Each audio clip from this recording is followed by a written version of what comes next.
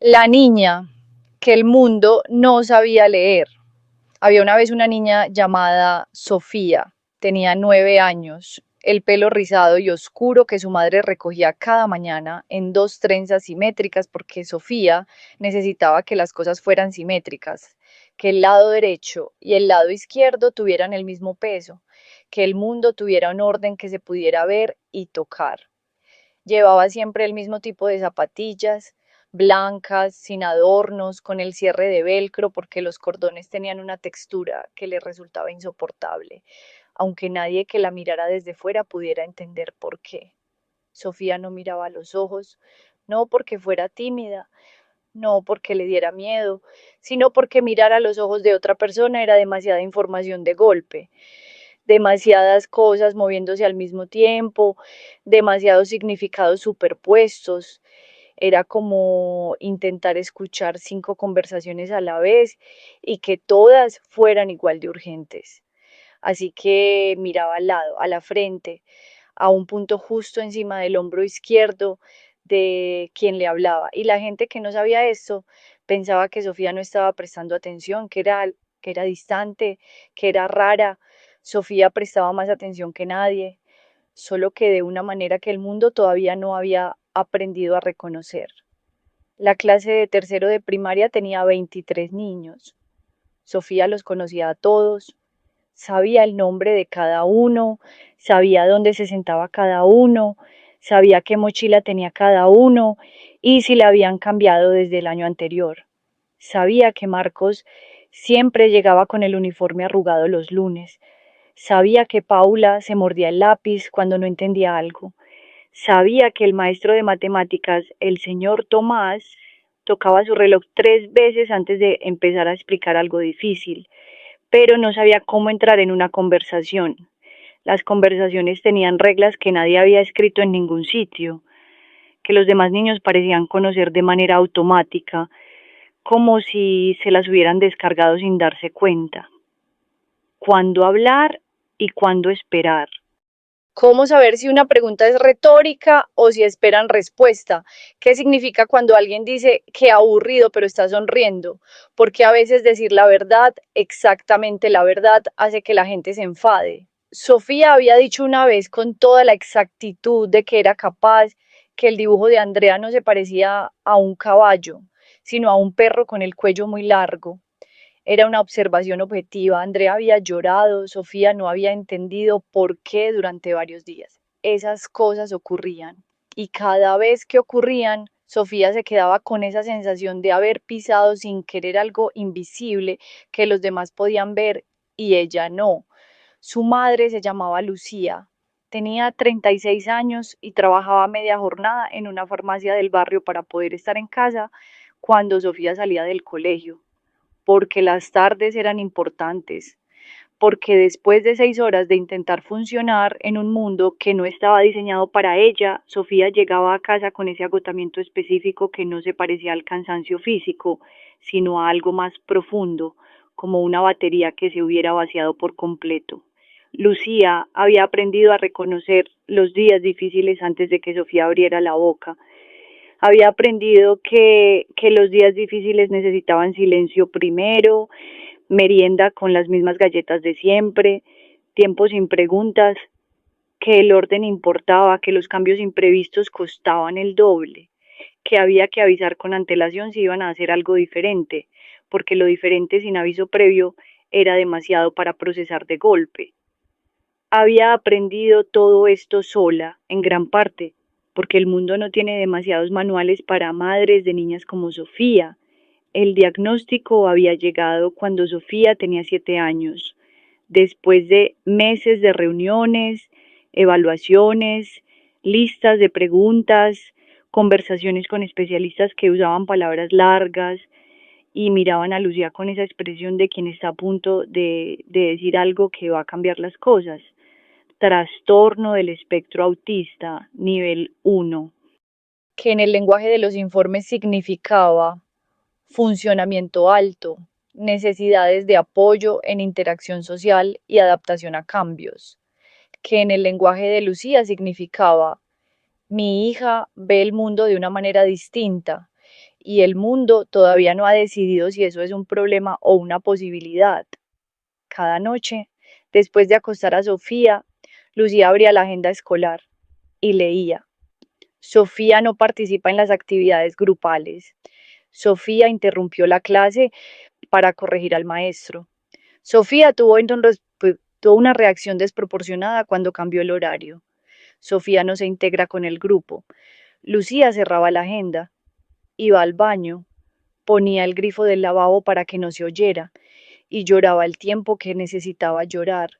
Después se lavaba la cara, se miraba en el espejo y volvía a salir. Porque mañana era otro día y Sofía necesitaba de una madre que supiera que ella no era un problema que resolver, que era una persona con su propio idioma y que el trabajo no era cambiarla, era encontrar a alguien que aprendiera a leerla. La maestra nueva llegó en octubre, se llamaba señora Rosa, venía a sustituir al tutor habitual que estaba de baja y todo el mundo en el colegio asumió que sería temporal, que estaría unas semanas y se iría, que no valía la pena adaptarse demasiado. Sofía notó a la señora Rosa el primer día, notó que no hablaba más alto de lo necesario, notó que cuando explicaba algo se sentaba en el borde del escritorio en vez de quedarse de pie, lo que hacía que su voz viniera de más abajo y fuera menos intensa. Notó que antes de empezar la clase miraba a cada alumno durante un segundo, un solo segundo, como haciendo un inventario silencioso de cómo estaba cada uno ese día. Notó que cuando sus ojos llegaron a Sofía, no pusieron esa expresión de ligera incertidumbre que ponían la mayoría de los adultos. Solo anotó algo en su blog. El primer día la señora Rosa no le pidió a Sofía que mirara a los ojos. El segundo día tampoco. El tercero, durante una actividad en grupo que Sofía estaba haciendo sola en su pupitre porque los grupos eran demasiado ruido, demasiado cerca, la señora Rosa se acercó, se sentó en la silla vacía de al lado y dijo en voz baja: Sofía, puedo ver lo que estás haciendo. Sofía le mostró su hoja. Había hecho el ejercicio, pero también había añadido 3 páginas de notas adicionales sobre el tema, con una organización visual que ella misma había diseñado, con flechas y categorías, y un sistema de colores que tenía su propia lógica interna. La señora Rosa estudió las hojas durante un momento. Esto es extraordinario, dijo. Sofía la miró, no a los ojos, al punto justo, encima del hombro izquierdo. Es solo el ejercicio, dijo Sofía, pero organizado mejor. Sí, dijo la señora Rosa, exactamente. En las semanas siguientes la señora Rosa hizo cosas pequeñas que Sofía fue notando una por una. Le dejó sitio en la primera fila, cerca de la ventana, donde el ruido del pasillo llegaba menos. Le avisaba con anticipación cuando iba a ver un cambio en el horario. Sofía, el jueves en vez de plástica vamos a tener educación física, te lo digo hoy para que lo sepas. Le hacía preguntas directas, preguntas con una sola respuesta posible, no esas preguntas abiertas que podían significar 100 cosas distintas. Y una tarde, durante la hora de tutoría, les pidió a todos los alumnos que dijeran en voz alta algo en lo que eran buenos, algo que hicieran bien. Podía ser cualquier cosa. De los niños dijeron cosas: fútbol, dibujar, hacer reír a la gente, acordarse de los nombres. Cuando llegó el turno de Sofía, hubo un segundo de silencio. Sofía pensó. Recuerdo patrones, dijo. Si algo ocurre de una manera, lo recuerdo exactamente y puedo predecir cuándo va a ocurrir otra vez, y encuentro los errores.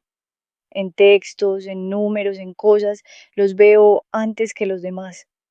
La señora Rosa asintió. Eso se llama pensamiento sistemático, dijo. Es una habilidad muy valiosa. Hay personas que trabajan toda su vida para desarrollarla y no llegan a donde tú ya estás. Sofía procesó eso. ¿De verdad? Dijo. ¿De verdad? Sofía no dijo nada más. Pero esa noche, cuando Lucía le preguntó cómo había ido el día, Sofía respondió algo que Lucía anotó mentalmente con esa precisión de madre que guarda las cosas importantes. La señora Rosa dijo que lo que yo hago tiene un nombre y que es valioso. Lucía tardó un momento en responder. Tiene razón, dijo. Ya lo sabía, dijo Sofía, pero es diferente cuando lo dice alguien de fuera. Hubo una tarde a finales de noviembre que Lucía fue al colegio a recoger a Sofía y se encontró con la señora Rosa en la puerta. La maestra le preguntó si tenía un momento.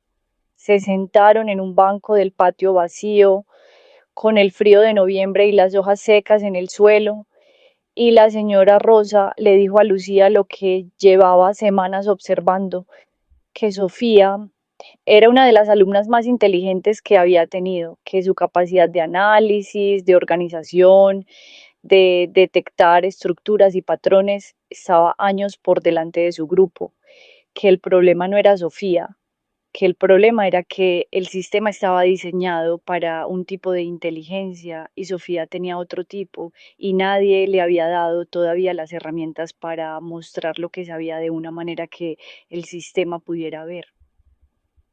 Lo que necesita, dijo la señora Rosa, no es adaptarse más, es que nosotros aprendamos a adaptarnos a ella. Lucía la escuchó. Cuando la señora Rosa terminó, Lucía tardó en hablar. Llevo 3 años leyendo en la agenda que mi hija no se integra, dijo al fin, que no participa, que no se adapta. Una pausa. Usted es la primera persona del colegio que me dice lo que sí hace. La señora Rosa sintió. Lo que sí hace es mucho, dijo. Las cosas no cambiaron de golpe. El mundo seguía siendo un lugar ruidoso y lleno de reglas invisibles. Los recreos seguían siendo difíciles.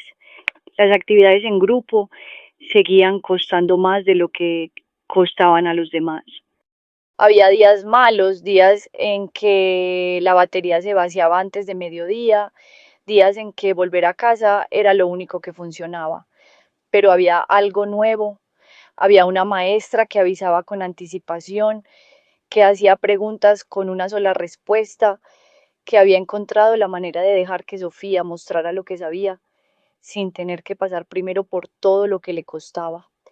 Y había algo más pequeño todavía, pero que Lucía notó una tarde de diciembre cuando fue a buscar a Sofía y vio desde la puerta del patio que su hija estaba hablando con una niña. No era una conversación larga, era una conversación corta sobre algo que Sofía señalaba en un libro que tenía en las manos y la otra niña miraba y asentía, pero era una conversación. Lucía se quedó en la puerta sin entrar. No quería interrumpir. Sofía siguió hablando. La otra niña siguió escuchando. Y en algún momento, Sofía hizo algo que Lucía no recordaba haber visto muchas veces. Levantó la vista del libro, miró a la otra niña y sonrió. No al hombro, no a la frente, a ella. Lucía se apoyó en el marco de la puerta y sintió que algo que había llevado apretado en el pecho durante mucho tiempo se aflojaba un poco, solo un poco, pero era suficiente para respirar mejor. Esa noche, después de cenar, Sofía le preguntó a su madre: Mamá, ¿por qué los demás niños saben cosas que yo no sé? Lucía pensó en la pregunta. ¿Qué cosas? Dijo. Cosas de cómo hablar, de cuándo reír, de cómo saber lo que piensa alguien sin que te lo diga, porque sus cerebros procesan esas cosas de manera automática, dijo Lucía, como un programa que corre en segundo plano sin que ellos lo vean. El tuyo no hace eso automáticamente, tú tienes que aprenderlo de manera consciente, paso a paso. Sofía procesó eso. Es más trabajo, dijo. Sí, dijo Lucía, es más trabajo. ¿Y por qué mi cerebro es así? Lucía miró a su hija. La miró con esa claridad que a veces llegaba de golpe, esa visión nítida de quién era realmente esta persona que había traído al mundo, porque está construido para otras cosas, dijo, para ver los patrones que los demás no ven, para recordar exactamente, para encontrar los errores, para organizar el mundo de una manera que tiene su propia lógica perfecta. Una pausa. Tu cerebro no es menos, es diferente. Sofía pensó. La señora Rosa dijo algo parecido. La señora Rosa tiene razón. ¿Y el mundo va a aprender algún día? Lucía sonrió despacio. Está aprendiendo, dijo. Despacio, pero está aprendiendo. Sofía asintió. Vale, dijo con esa manera suya de cerrar los temas cuando había procesado suficiente información. Se levantó de la mesa, recogió su vaso, lo puso en el lavavajillas, exactamente donde siempre lo ponía, y fue a su habitación. Lucía la oyó encender la luz. Oyó el sonido de una silla arrastrándose. Oyó, después de un momento, el ruido suave y rítmico de un lápiz sobre papel. Sofía estaba dibujando sus patrones, sus sistemas, sus mapas del mundo que solo ella sabía leer completamente. Lucía se quedó sentada en la mesa un momento más, con la cocina en silencio y la taza de té entre las manos. Pensó en la agenda escolar, en las notas de los años anteriores, en todas las veces que había leído no se integra, no se adapta, no participa, y había ido al baño a llorar para que Sofía no la oyera. Pensó en la señora Rosa en el banco del patio, con el frío de noviembre, diciéndole lo que sí. Pensó en Sofía sonriendo a la otra niña, no al hombro, a ella. Abrió la agenda escolar. La nota de ese día decía: Sofía explicó hoy un ejercicio a una compañera. Lo hizo muy bien. Tiene una manera clara y precisa de organizar la información que ayudó a la otra alumna a entender algo que no había comprendido antes. Ha sido un buen día. Lucía leyó la nota 2 veces. Cerró la agenda. No fue al baño. Esta vez no hacía falta. Hay niños que el mundo no sabe leer, que tienen su propio idioma, su propia lógica, su propia manera de estar en las cosas, que gastan cada día una cantidad de energía invisible en intentar funcionar en un entorno que no está diseñado para ellos y que llegan a casa agotados de un esfuerzo que nadie ve porque no deja marcas visibles. Sofía era una de esas niñas, pero hay una diferencia entre un mundo que no te entiende y un mundo que no ha encontrado todavía la manera de entenderte. La señora Rosa fue esa manera, no arregló nada, no cambió a Sofía, no le enseñó a ser distinta de lo que era, solo hizo una cosa que parece pequeña y no lo es. Aprendió su idioma, encontró la manera de ver lo que había, nombró lo que valía la pena nombrar, y a veces eso es suficiente para que todo lo demás empiece a moverse. A veces una sola persona que te lee bien puede cambiar la historia que te estás contando sobre ti misma. Sofía tenía 9 años y estaba aprendiendo despacio que el problema no era ella, que el mundo estaba aprendiendo a leerla y que mientras tanto había una madre que la conocía de memoria, que recogía sus trenzas simétricas cada mañana porque sabía que el orden importaba, que leía las notas de la agenda sola, en silencio, que creía sin necesitar que nadie se lo confirmara, que su hija no era menos, era diferente. Y diferente, bien mirado, siempre ha sido otra palabra para extraordinario. Suscríbete a Corazones Tiernos. Aquí contamos las historias que merecen ser escuchadas. Siempre.